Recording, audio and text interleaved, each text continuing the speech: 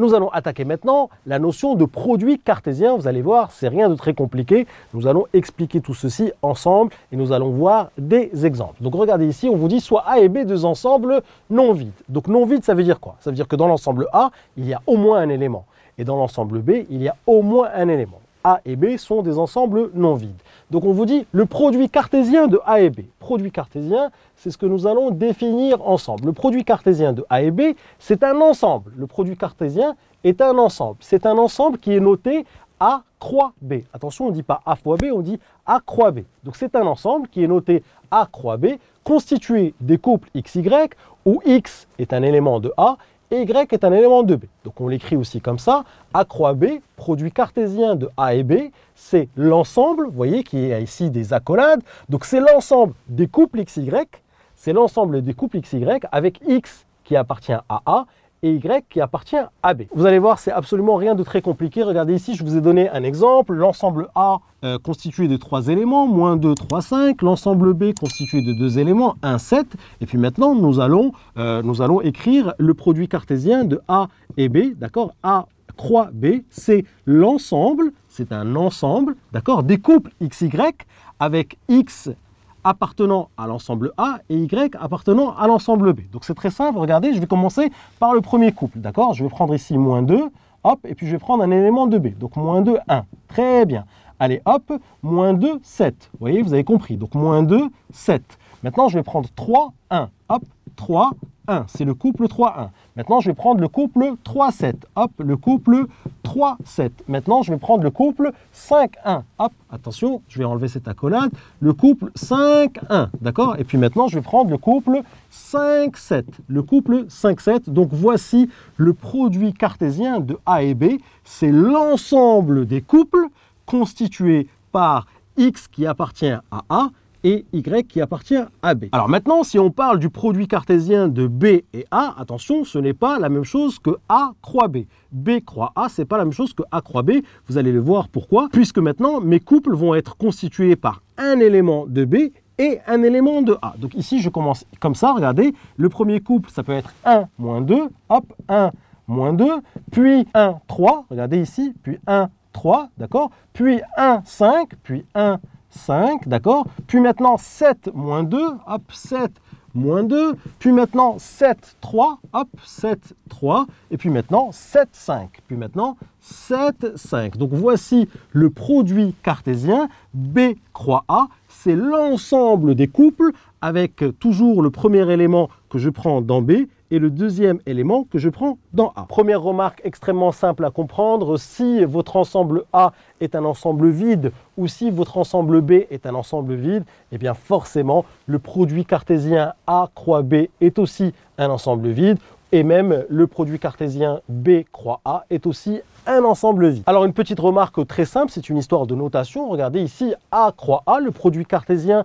de l'ensemble A et lui-même, eh bien c'est ce qu'on note A exposant 2, pareil ici, A croix A, d'accord, c'est l'ensemble qu'on note A exposant 3, et puis pareil, A croix A n fois, c'est ce qu'on note A exposant n. Donc là c'est très simple, regardez, si je vous donne ici un ensemble A avec ici 3 éléments et je vous dis quel est le produit cartésien A exposant 2, c'est-à-dire ici, eh bien c'est très simple, ici vous avez compris que c'est A fois A, eh bien c'est l'ensemble des couples constitués par un élément dans A et puis l'autre élément aussi dans A. Donc là c'est très simple, je peux dire que c'est par exemple 2 avec 2, je peux dire 2 avec moins 5, 2 avec moins 5, je peux dire 2 avec 1, 2 avec 1, d'accord? Hop, on va les faire ensemble rapidement. Je peux dire aussi moins 5 avec 2, hop, moins 5 avec 2. Je peux dire moins 5 avec moins 5, moins 5 avec moins 5. Je peux dire moins 5 avec 1, donc moins 5 avec 1. Je peux aussi dire 1 avec 2, donc 1 avec 2. Je peux dire aussi 1 avec moins 5, 1 avec moins 5. Et puis ici 1 avec 1, 1 avec 1. Et n'oubliez pas que dans un ensemble, je mets le tout entre accolades et puis je sépare aussi les différents éléments de cet ensemble avec des points-virgules. Donc n'oubliez pas ici les points-virgules. Hop, regardez, point-virgule. Donc voici le produit cartésien de A par lui-même qu'on note A exposant 2. C'est tout simplement l'ensemble des couples formés par un premier élément de A et un deuxième élément de A. Alors voici un exemple très simple. Regardez, on imagine une dame qui se trouve face à sa garde-robe. Et puis ici, cette dame, elle a 3 jupes, d'accord? Donc J comme jupe, d'accord? Elle a 2 chemisiers, d'accord? Le chemisier 1, le chemisier 2.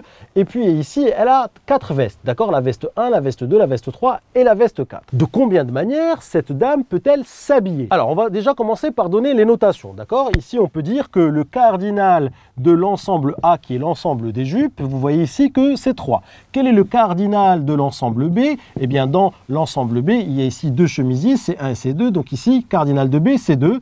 Et puis ici, le cardinal de C, eh bien ici, il y a 4 vestes différentes dans l'ensemble C. Donc le cardinal de C, c'est 4. Alors, imaginons cette dame qui doit s'habiller le matin et donc elle doit choisir une jupe, un chemisier et une veste. D'accord? Donc, elle doit choisir une jupe. Donc, de combien de manières peut-elle choisir sa jupe? Elle peut choisir soit la jupe 1, soit la jupe 2, soit la jupe 3. Donc, on va dire que dans cet exemple qu'elle va choisir la jupe 1, d'accord? Mais n'oubliez pas qu'elle a 3 possibilités de choisir une jupe. Donc, si elle choisit la jupe 1, de combien de manières peut-elle choisir un chemisier? Donc, elle a ici 2 chemisiers. Donc, elle peut choisir de 2 manières différentes son chemisier. Donc, disons ici qu'elle va choisir, par exemple, le chemisier 2. Très bien. Alors maintenant, elle doit choisir une veste. De combien de manières peut-elle choisir sa veste? Eh bien, elle a 4 manières de choisir sa veste, d'accord? Et donc, disons ici qu'elle va choisir, par exemple, la veste numéro 4. Donc, voilà la veste 4. Donc, vous voyez ici, c'est une des possibilités, c'est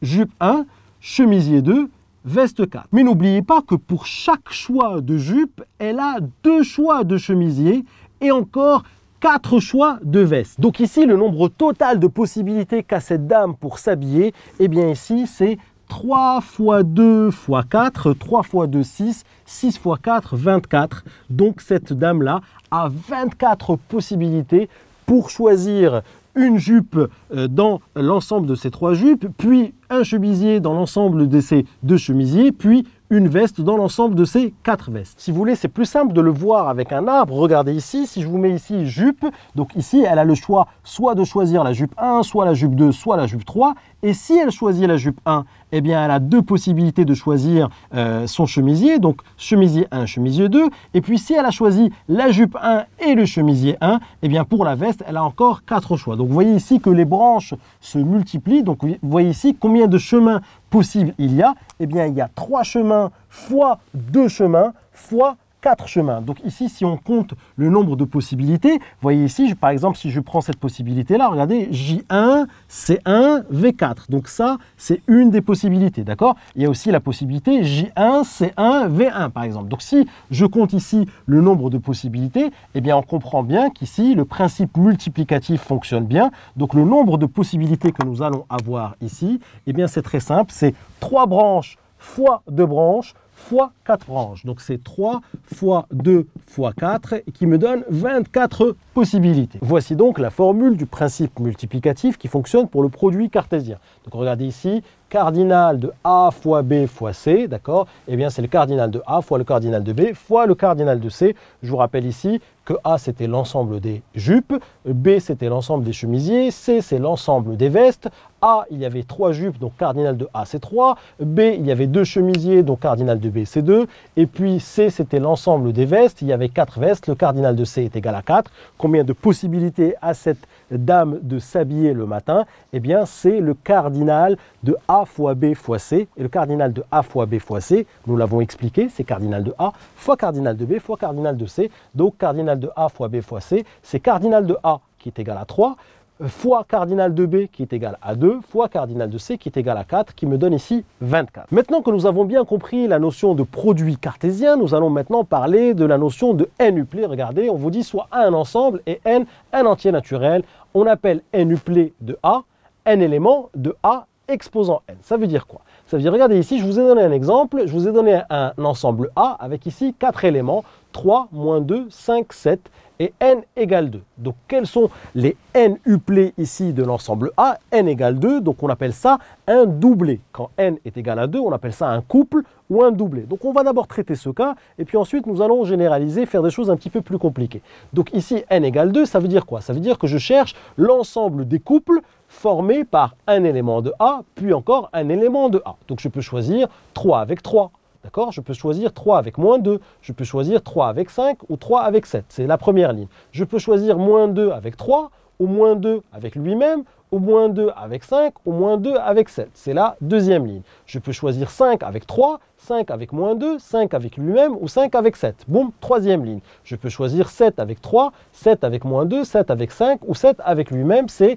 la quatrième ligne. Donc ici, le produit cartésien de A par lui-même, si vous voulez, A croix A, d'accord? Ici, c'est un ensemble de 16 couples. Et donc, regardez ici, il y a une formule que nous allons vérifier sur ce petit exemple. Regardez, cardinal de A exposant n, c'est cardinal de A, le tout à la puissance n. Donc, regardez, si je regarde le membre de gauche ici, cardinal de A O à la puissance 2, cardinal de A à la puissance 2. A à la puissance 2, c'est cet ensemble-là.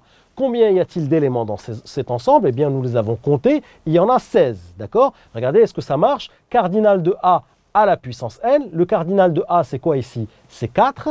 Et 4 au carré, ça donne bien 16. Donc, cardinal de A à la puissance n, dans cet exemple-là, c'est cardinal de A, le tout à la puissance n, et ça fonctionne pour les n-uplés. Nous allons considérer ce même ensemble A à 4 éléments, 3, moins 2, 5 et 7, mais cette fois-ci, on va prendre n égale 3. Donc, nous allons considérer ici l'ensemble des 3 uplés, qu'on appelle ici un triplé. Quand n égale 3, on appelle ça un triplé ou un 3 uplé, c'est la même chose. Donc on sait que dans un triplé, il va y avoir 3 éléments, un premier élément, un deuxième élément et un troisième élément qu'on doit choisir dans cet ensemble A ici à 4 éléments. Alors ici, je ne vais pas les lister, par contre, nous allons dénombrer, nous allons compter le nombre de triplés que nous pouvons prendre dans cet ensemble A. Eh bien, c'est très simple. Regardez, pour le premier élément, quels sont les choix? Eh bien, je peux soit prendre le 3, soit le moins 2, soit le 5, soit le 7. D'accord? Donc, imaginons que je choisisse le moins 2. Mais n'oubliez pas que j'avais ici 4 possibilités. Très bien. Maintenant, si je prends le moins 2, je vais maintenant devoir choisir le deuxième élément. Le deuxième élément, j'ai encore 4 choix possibles, puisque je peux encore choisir le moins 2. Je peux choisir le 3, je peux choisir le 5, je peux choisir le 7. Donc ici, je vais choisir par exemple le 7, mais n'oubliez pas que j'avais 4 possibilités. Très bien. Et puis, pour le troisième élément, dans cet ensemble-là, j'ai encore 4 choix possibles. Je peux choisir soit le 3, soit le moins 2, soit le 5, soit le 7. Donc, imaginons que je choisisse encore le moins 2. D'accord? Donc, j'ai le droit de rechoisir le même élément, mais j'avais ici donc 4 possibilités. Donc, combien de triplés il va y avoir? Eh bien, c'est simple, c'est 4 fois 4 fois 4 qui me donne ici 4 fois 4, 16 et 16 fois 4 me donne 64. Est-ce que la formule que nous avons vue précédemment fonctionne bien ici? Eh bien oui, parfaitement. Regardez, cardinal de A à la puissance 3, c'est cardinal de A à la puissance 3. A à la puissance 3, c'est le produit cartésien de A par A par A, c'est-à-dire c'est l'ensemble des triplés que je peux prendre dans cet ensemble de 4 éléments. Donc l'ensemble de ces triplés, combien y en a-t-il? Eh bien, il y en a 64. Pourquoi? Puisque pour le premier élément, j'ai la possibilité, j'ai 4 choix possibles. Pour le deuxième élément, j'ai 4 choix possibles. Et pour le troisième élément, j'ai 4 choix possibles. Donc ici, le 4, n'oubliez pas que c'est le cardinal de A. Puisque ici, dans l'ensemble A, il y a 4 éléments. Donc c'est 4 fois 4 fois 4. Donc c'est 4 à la puissance 3. Cardinal de A à la puissance 3, c'est cardinal de A, le tout à la puissance 3. Et bien entendu, je peux généraliser, je peux dire que cardinal de A à la puissance n, c'est cardinal de A, le tout à la puissance n. Voilà pour cette partie n-uplé. Si tu as aimé cette vidéo, n'oublie pas de t'abonner à ma chaîne en cliquant sur le bouton en bas. Tu seras averti à chaque fois que je vais poster une nouvelle vidéo. Et surtout, n'oublie pas d'aller jeter un petit coup d'œil à mon site kifflesmaths.com. Je t'ai mis ici le lien à ta droite. Sur le site, je te propose plein d'autres ressources et te réserve évidemment des surprises. À tout de suite sur kifflesmaths.com.